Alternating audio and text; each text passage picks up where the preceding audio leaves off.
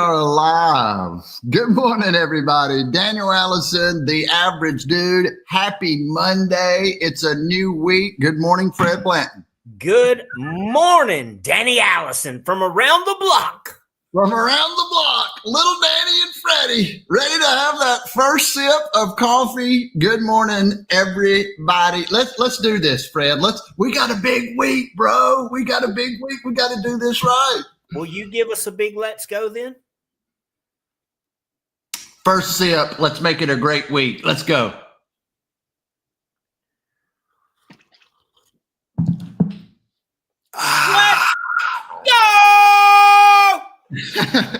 See, I've already been told that they can hear me. My neighbors can hear me in here, so I can't get too loud. But good morning. If your neighbors are still asleep, that is not your problem. That's true. Hey, DJ, good morning. Good to have you here. Russ Hammond, good morning. Hey, it's about that accountability. It's about being there every single day. And that's why we do this every single day, because it's important to get your mind right. Isn't it, Fred? Yeah. Do you want your mind right today? It's Monday. I've got to get my mind right. As I said, we've got a big week. I'll be rolling right into another morning show podcast. So as soon as we finish here, I will go over to, and I'll have details on that tomorrow.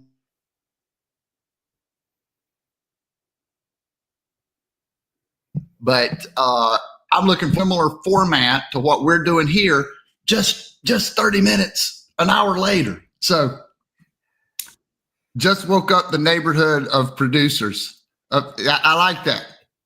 I like that. Hey, he's got a little bit of that. It's an attention-getting let's go, when mine is more subdued. Yeah, Carl, we could redo Daniel's and go, first sip, let's go.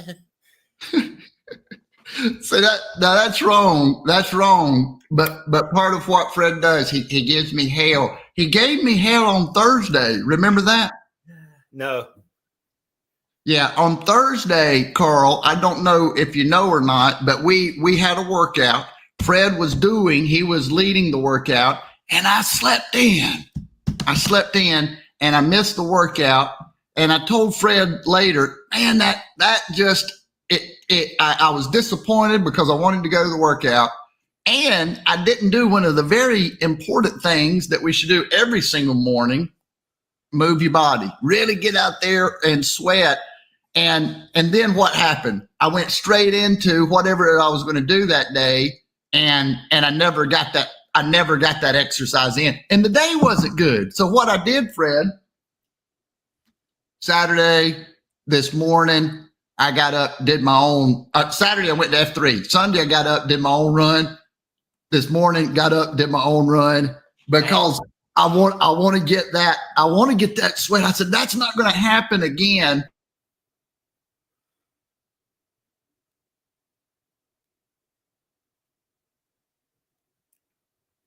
And have a great day, and it all started. Why?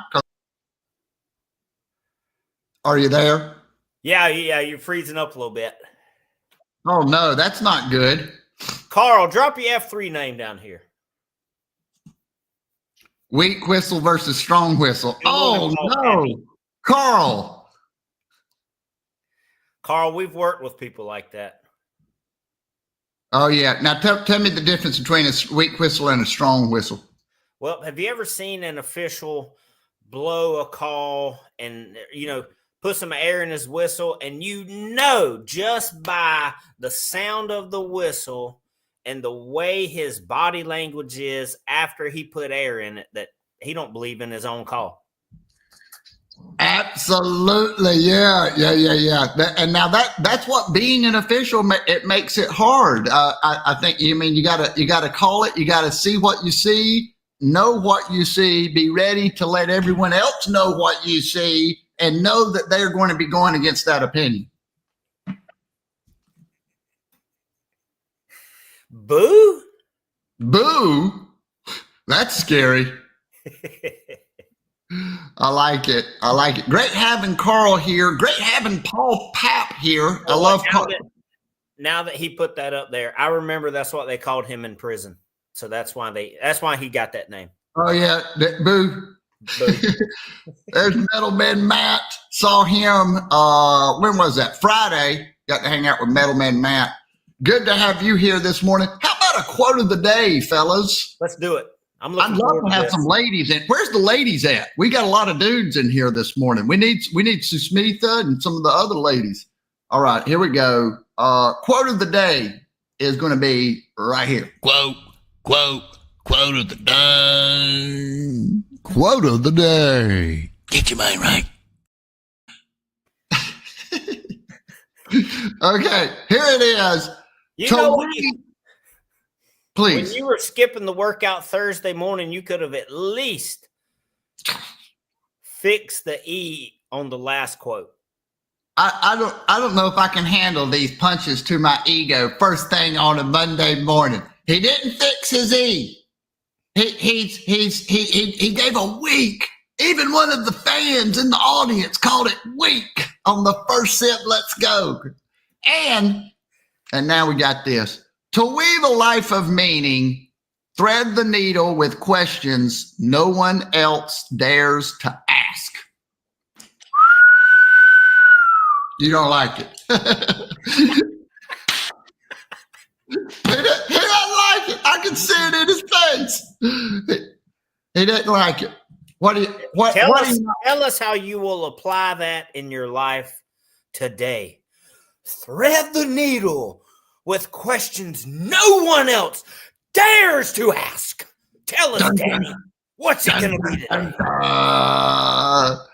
The questions that no one else to ask. So you know how big I am on knowing yourself. And the questions that I think about, I wanted to know what you would think about, but I don't think you're thinking about anything.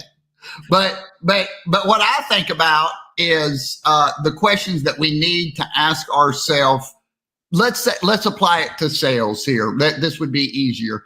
So you're out on a sales call and something happens and it doesn't go well. And generally what we do is do what? We protect our position. Oh man, they were just doing that. I don't know why they did that. And so we don't ask the things that really move the needle. We don't ask ourselves, what could I have done differently? How did I start out? Was I nervous when and I noticed this when I would go back to the office and tell people the story of what happened, right? Hey, how did it go? Oh yeah, it's and through the years, I started to realize, man, you tell the truth. You know how far you've come along and how good you actually are by your ability to ask the questions that no one else is able to ask, to say the truth, to ask yourself, how can I get better? And so a lot of times when people are explaining themselves, they make it the customer's fault. They blame everyone else. So it's personal responsibility. I do have to clarify.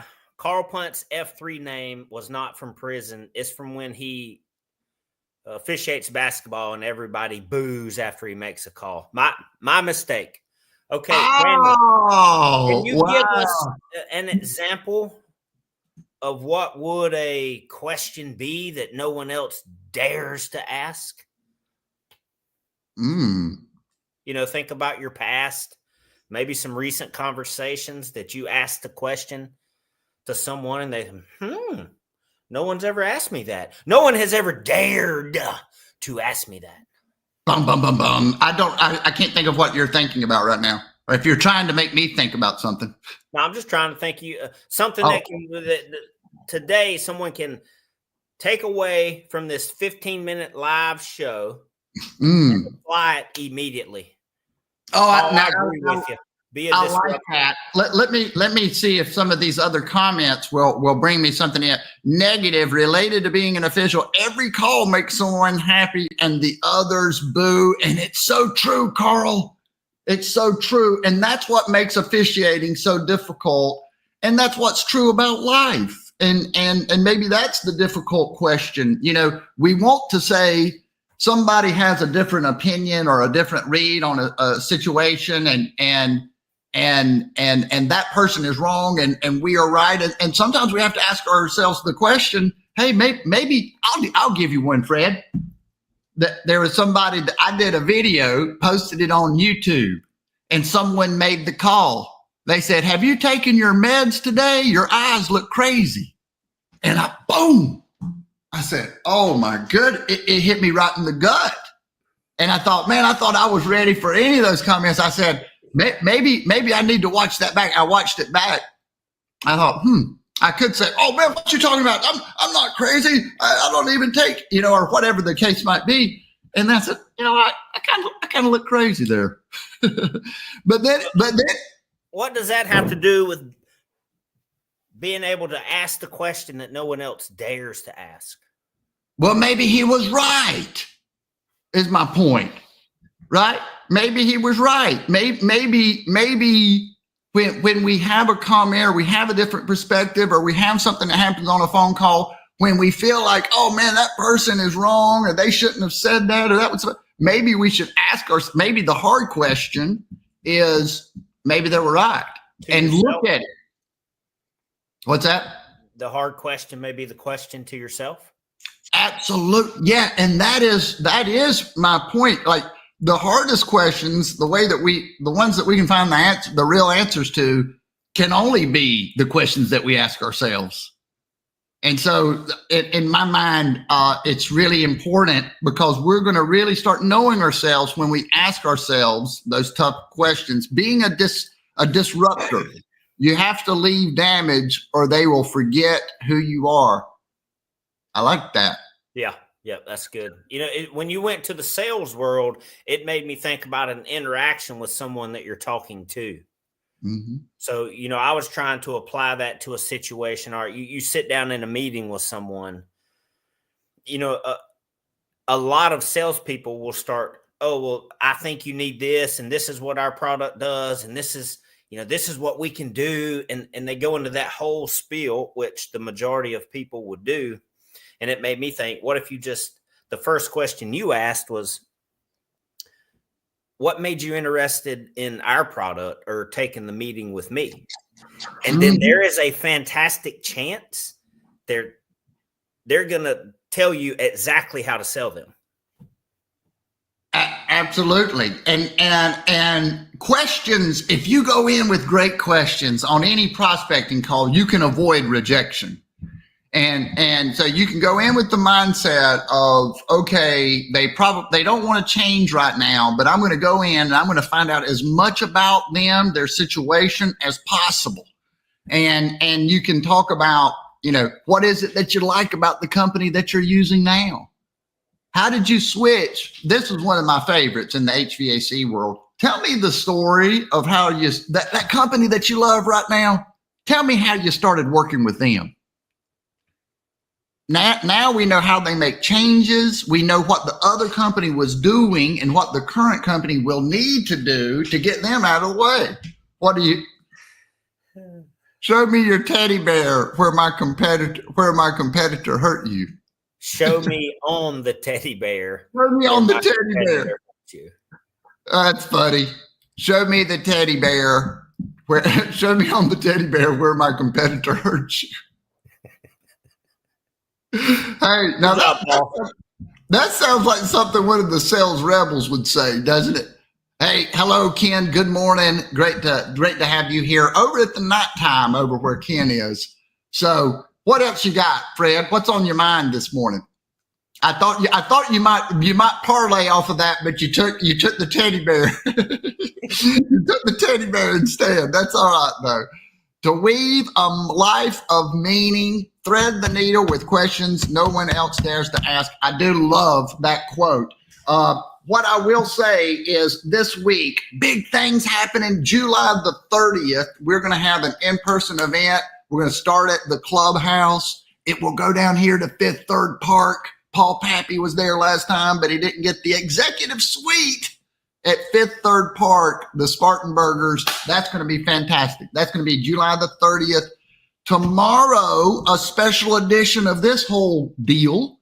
And I don't know if we're going to actually be able to pull it off or not, but I will very likely be on location here in Spartanburg. Hopefully Freddie Blanton is with me, and we'll tell you all about that tomorrow. Fred, final thought on this Monday. Let's get the week going. Let's disrupt the status quo. I like it. I mean, Paul Pappy said it a couple of times. Be a disruptor today, and people will remember you. Hey, JK Finn was here too. Thanks for dropping in. Have a great week. We'll be back here tomorrow. We do it every day. Let's roll.